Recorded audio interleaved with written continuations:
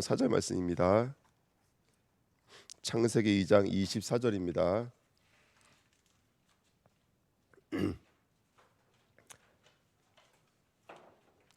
우리 23절, 24절 두 절 같이 읽겠습니다. 창세기 2장 23절, 24절입니다. 같이 읽겠습니다. 아담이 이르되 이는 내 뼈 중에 뼈요 살 중에 살이라. 이것을 남자에게서 취하였은즉 여자라 부르리라 하니라. 남자가 부모를 떠나 그의 아내와 합하여 둘이 한 몸을 이룰지로다. 아멘. 기도하겠습니다. 하나님 감사합니다. 오늘도 기도의 제목을 주시고 하나님의 뜻이 우리 심령과 마음속에 기도로 연결되어지며 우리 가정을 두고 현장을 두고 교회를 두고 오늘도 기도할 수 있는 기도의 제목을 얻을 수 있도록 이 시간도 주의 성령의 충만함으로 역사하여 주옵소서. 감사드리며 예수 그리스도의 이름으로 기도하옵나이다. 아멘. 새 생명 새 생활이라는 교재를 보면 맨 마지막 두 강의가 가정에 대한 강의입니다. 그래서 그 첫 번째가 행복한 가정인데요. 오늘 이 말씀을 가지고 우리가 기도의 제목을 찾는 축복된 시간 됐으면 좋겠습니다. 서론에 보시면 오늘날 민주 사회의 기본 단위를 개인으로 생각하지만 그 개인의 생활은 또 일상의 생활의 근거지가 가정이기 때문에 사회의 기본 단위를 가정으로 보는 것이 타당하다. 가정의 핵으로서의 부분은 사랑과 복종으로서 하나님께서 설립하신 가정 제도의 목적을 성취해야 된다. 오늘 어떤 하나님의 목적이 있는지 우리가 담는 축복된 시간 됐으면 좋겠습니다. 첫 번째 부부를 보시면 한 몸 된 가정이라고 되어 있는데요. 창세기 1장 27절에 보니까 하나님께서 하나님의 형상 곧 자기 형상대로 사람을 창조하시고 그 다음에 뭐라고 써있냐면 남자와 여자를 창조하셨다 이랬거든요. 그러니까 부부는 누구의 형상으로 지음받았냐면 하나님의 형상대로 지음받았죠. 또 창세기 2장 22절 24절 아까 좀 전에 읽었는데 예수님께서 자기가 누우시고 그 살과 뼈로 누구를 만드셨냐면 하와를 만드셨거든요. 그리고서는 아담이 뭐라고 말을 하냐면 그 하와를 말하면서 이렇게 말합니다. 이는 내 뼈 중에 뼈요 살 중에 살이라 이렇게 말씀하세요. 근데 이 창세기 2장 말씀을 에베소 가면은 우리 그때 한번 공부했지만 바울은 이것이 아담과 하와 이야기가 아니다. 이거는 교회와 성도 간의 얘기다라고 말을 해주죠. 그러니까 이거를 다시 우리가 좀 바꿔서 이 해석을 한다면 예수님은 저와 여러분 바라볼 때 어떻게 바라본다는 거예요? 쟤는 나다 이렇게 바라본다는 거예요. 내 뼈다, 내 살이다. 내 뼈와 살이 지금 저렇게 있다 이렇게 말을 한다는 것입니다. 그래서 어떻게 보면 가정은 그리스도의 살과 피예요. 여러분 구원에 있어 가장 중요한 뭐죠? 우린 예수의 살과 피를 먹어야 되지 않습니까? 그 살과 피가 살아 있어서 생명으로서 존재하는 것이 가정인 줄 믿습니다. 부부인 줄 믿습니다. 한번 깊이 묵상해 보시고요. 마태복음 19장 4절 6절 말씀은 오늘 우리가 읽었던 창세기 2장 22절 24절 말씀을 그대로 누가 인용하고 있는 거라면 예수님께서 인용하고 계시는 거예요. 그래서 이제 그 바리새인들이 이혼에 대해서 얘기할 때 이렇게 말씀하십니다. 하나님이 짝지어 준 것을 누가 나누지 못할지니라 사람이 나누지 못할지니라. 그러니까 부부에는 누구의 짝지어줌이 있다는 거예요. 하나님의 짝지어줌이 있다는 거예요. 또 다른 말을 말하면 우리 부부에는 하나님의 계획과 하나님의 뜻이 있다는 것입니다. 오늘 이 언약을 붙잡는 복된 시간 됐으면 좋겠습니다. 그리고 에베소서 5장 22절 25절에도 아내는 죽게 하듯 누구에게 순종하고요. 남편에게 순종하고요. 남편은 주께서 우리에게 하셨던 것처럼 누구를 위해 사랑하라고 말씀하시냐면 주를 위해 사랑하라고 말씀해 주셨습니다. 저는 이 말씀을 정리하면서 한 몸 된 가정이 뭘까? 결국 우리에게 가정을 통해서 부부를 통해서 이걸 주시는 것 같아요. 결국 우리는 혈육으로 사는 자가 아니기 때문에 나로 사는 것이 아니라 하나님의 형상으로 사는 것이구나. 12제자로 사는 것이구나. 70인으로 사는 것이구나. 남은 자로 사는 것이구나. 요거를 살아갈 수 있도록 훈련하고 배우는 것이 부부인 줄 믿습니다. 이 말씀 쭉 읽어보니까요. 그래서 우리가 오늘 나는 누구로 한 몸이 되어졌는지를 바로 아시고 정말 부부의 참된 은혜를 누리시기를 부탁드립니다. 두 번째는 자녀인데요. 출애굽기 20장 12절에 이렇게 말씀이 있습니다. 내 부모를 공경하라 이렇게 성경에 써 있죠. 그러면 약속의 땅에서 네가 장수하리라 이렇게 성경에 써 있는데요. 분명히 성경에는 네 부모에게 공경하고 에베소 6장 1절 4절에도 내 부모에게 순종하라고 되어 있습니다. 여러분, 우리 자녀가 뭐를 배울 수 있도록 도와주셔야 되냐면 순종을 배울 수 있도록 도와주셔야 돼요. 자유하고 이 땅에서 자기의 뜻을 펼쳐내면서 잘 자라나야겠지만 가정을 통해서 우리 아이들이 배워야 될 것은 뭐냐면 순종을 배우는 거예요. 하나님의 순종을 가정에서 배울 수 있도록 도와주셔야 돼요. 예. 자, 누가복음 2장 40절 52절에도 예수님의 어릴 적 이야기잖아요. 누가복음 2장 40절 이렇게 써 있습니다. 강하여지고, 예수가 강하여지고 지혜가 충만하여지고 또 하나님의 은혜가 그 위에 있더라. 40절 말씀이고요. 52절의 말씀은 지혜와 키가 자라가며 하나님과 사람에게 더욱 사랑스러워 가시더라, 이렇게 성경에 써 있습니다. 그래서 이거 아마 네 가지 성장으로 볼 수 있을 것 같아요. 우리 후대들을 두고 기도할 때 후대에게는 지혜가 자라며 키가 자라며 있겠거든요. 그러니까 육체적 성장도 있고 지적 성장도 있습니다. 특별히 이 지적 성장 안에는 저는 하나님을 아는 것이 지혜의 근본이라고 성경은 말하고 있거든요. 지혜와 지식의 근본이라고 말하고 있습니다. 우리 후대들이 자라가면서 누구를 알아갈 수 있도록 우리가 기도해야 되냐면 하나님을 알아갈 수 있도록 도와주셔야 돼요. 여러분, 근본적 순종이라고 했잖아요. 본질적 오름이라고 했잖아요. 부모를 순종할 수 있음을 통해서 누구의 순종을 배우는 거냐면 진짜 내가 순종해야 될 대상자를 찾아가는 거예요. 우리 아이들이 하나님 말씀을 따라가야 되고 하나님 말씀을 붙잡아야 돼를 배울 수 있는 거예요. 이것이 저는 가정의 모습이라고 생각이 듭니다. 우리가 일을 놓고 우리 가정을 위해 기도해야 되고요. 그 다음에 하나님과 사람 앞에서 이렇게 서 있습니다. 신앙적 성장과 사회적 성장도 너무나 중요하죠. 우리 아이들이 사회적으로 튼튼하게 자랄 수 있는 건 하나님이 나와 늘 함께한다는 이 믿음이 사실은 우리 아이들로 하여금 사회에서도 이길 수 있게끔 만들고 승리할 수 있게끔 만드는 것이 바로 이 귀한 복음의 어떤 원리이고 역사인 것을 믿습니다. 그래서 우리 후대들이 순종을 배울 수 있도록 도와주세요. 예. 뭐 지금 민주주의 시대고 지금은 무슨 시대고 그럴지라도 변치 않는 것은 하나님이신 줄 믿습니다. 우리 아이들이 정말 하나님을 사랑하는 아이들로 자라날 수 있도록 우리가 함께 기도하면서 우리 아이들을 양육해야 될 줄 믿습니다.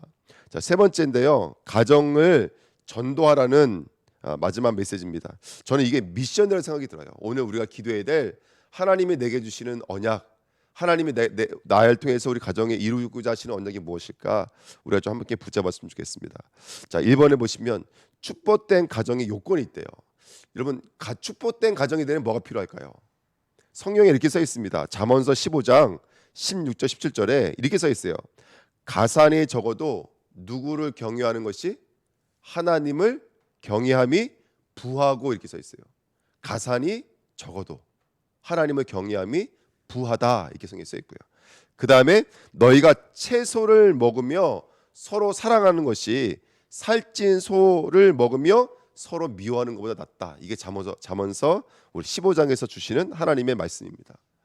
우리가 아이들이 가정이 부부가 물질을 가지고 행복을 얻고 세상의 풍요를 가지고 그들의 어떤 행복의 척도를 추구하는 것이 아니라 하나님을 경외하고 그 하나님을 경외하는 믿음 안에서 서로 사랑하는 것, 요거를 배울 수 있도록 도와주는 것, 저는 이게 우리가 붙잡아야 될 영적인 미션이 아닌가 생각이 듭니다. 우리 후대들이 하나님을 경외할 수 있도록 가정에 CVD가 있어야 될 것 같아요. 가정에 비전이 있습니까? 가정에 꿈이 있습니까? 가정에 이미지가 있습니까? 오늘 한 번 더 언약을 붙잡는 시간 됐으면 좋겠습니다. 또 우리가 해야 될 미션은 뭘까요? 두 번째, 하나님은 온 가정이 구원받기를 원하십니다. 사도행전 16장 31절에도 이르시되 주 예수를 믿으라 그리하면 너와 내 집이 구원을 받으리라. 이 말은 중요한 말씀이라고 생각이 들어요. 너와 내 집이 구원을 받으리라. 그러면 아버지가 목사면 자녀도 목사인가? 이 말은 아니거든요. 근데 저는 이렇게 생각이 들어요. 이따 좀 성경 구절 몇 구절 더 읽겠지만 하나님께서 한 사람의 구원을 통해서 그 가문의 복음화의 문을 여시는 것은 너무나 확실한 얘기거든요. 그 한 사람을 통해서 왜 그럴까요? 가정에 뭐가 끊길까요? 흑암이 꺾여요. 그 한 사람을 통해서 그 죄의 저주가 끊어지기 시작해요. 기도하는 사람이 있으면. 그러니까 예수님께서 이렇게 말씀하실 때는 네가 구원받으면 저 사람도 구원받아, 이 말은 아니지만 구원은 예수님을 통해서만 오니까요. 하지만 이 한 사람을 통해서 가정복음화의 하나님의 소원과 하나님의 계획이 있다는 사실은 너무나 명백하다고 저는 확실히 믿습니다. 창세기 7장 1절과 13절 말씀 읽어보면 너무나 중요한 말인데요. 노아에게 이렇게 말합니다. 가족과 너와 너의 가족과 어디에 들어가라?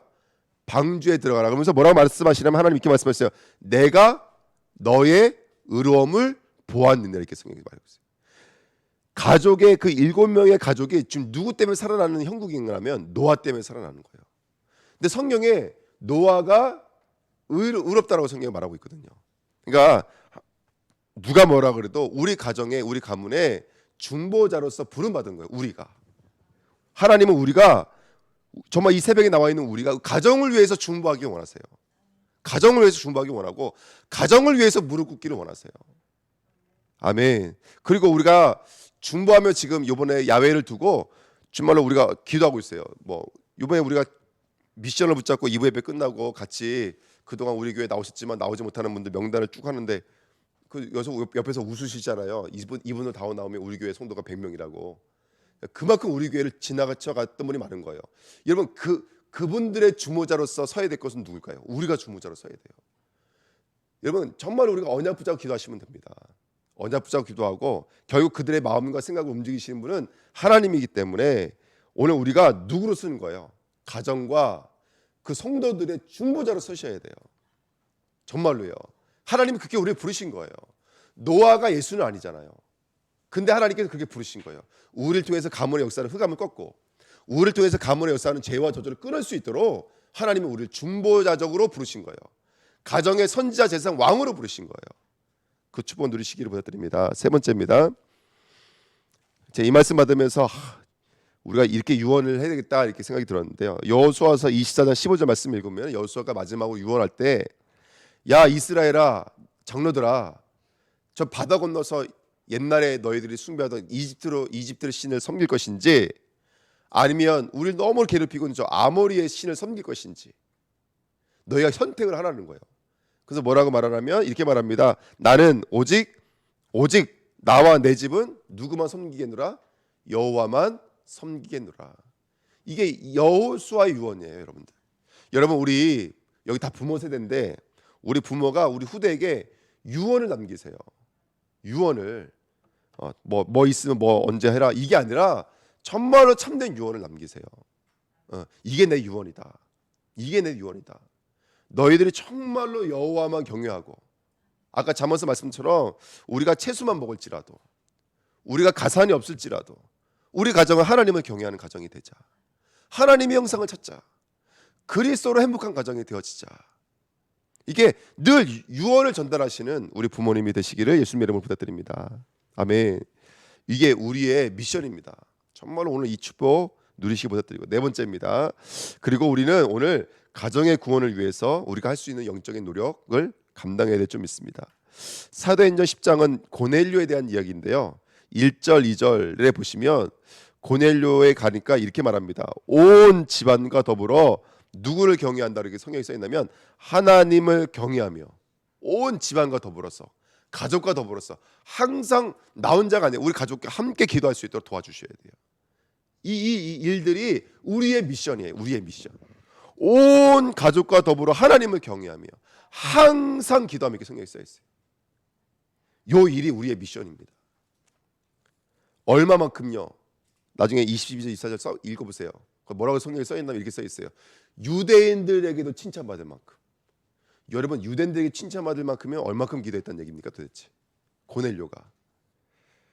우리가 해야 될 미션입니다. 온 집안과 더불어 하나님을 경외하며 예배했다는 뜻이잖아요. 항상 기도하며 기도했다는 뜻입니다. 우리가 이번에 우리가 이 언약 붙잡고 함께 기도하면서 정말로 우리가 가정 예배를 회복하고 기도를 회복하는 우리 가정이 될 줄 믿습니다. 아멘. 사도행전 16장 13절 15절 그다음에 사도행전 16장 31절 34절 보시면 루디아 이야기인데요. 루디아가 이렇게 말합니다. 나를 주 믿는 자로 알거든. 그다음에 뭐라고 말하냐면 내 집에 들어와라 유하라 이렇게 말하고 있습니다. 여러분 우리 집으로 초대하십시오. 예수님을 초대하십시오. 예수님 우리 가정에 들어와 주세요. 지금 루디아는 바울을 초대하고 있지만 사실은 바울을 초대한 게 아니죠. 바울과 함께 하시는 그리스도를 초대한 거고 바울의 메시지이신 그리스도를 초대한 거 아니겠습니까? 사람을 초대한 게 아닐 거 아니에요.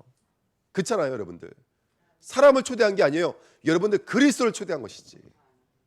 오늘 여기 계신 분들이 그리스도를 초대하셔야 돼요. 우리 가정에 주님 들어와 주세요. 주님 들어와 주세요. 그리고 31장 34절에 주 예수를 믿으라 그리하면 너와 내 집이 구원을 받으라. 똑같은 말씀입니다. 아까 읽었던 말씀과.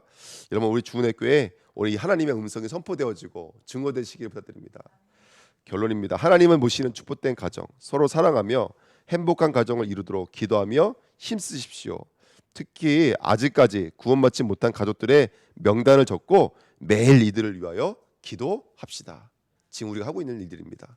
함께 기도해 주시기 부탁드립니다. 우리 합심으로 한번 말씀 붙잡고 기도하겠습니다. 살아계신 하나님 아버지 감사합니다. 오늘 하나님 우리를 부르시고 우리 가정을 위해서 중보할 수 있는 귀한 은혜 주신 것을 감사드립니다. 언약의 말씀을 통해서 하나님 이 사회가